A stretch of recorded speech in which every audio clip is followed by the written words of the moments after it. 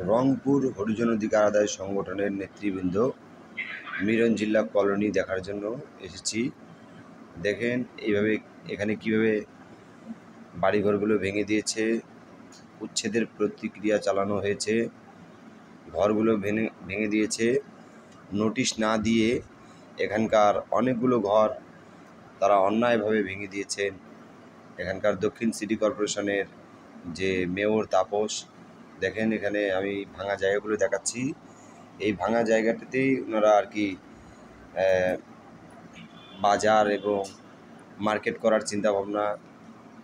এই দেখুন এখানে একটি আঙ্কেল, তিনি অনেক কষ্টে ভাঙা বাড়িতেই আছেন।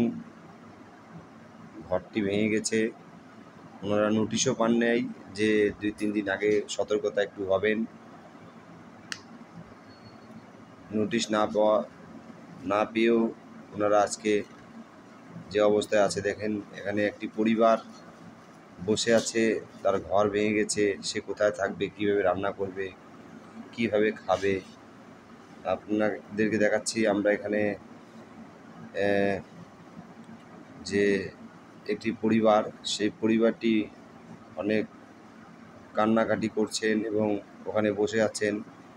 এখানে অনেক প্রবীণ একটি দাদু কথা বলছেন যে 400 বছর ধরে থেকেও আমাদেরকে এখান থেকে উচ্ছেদ করা হচ্ছে।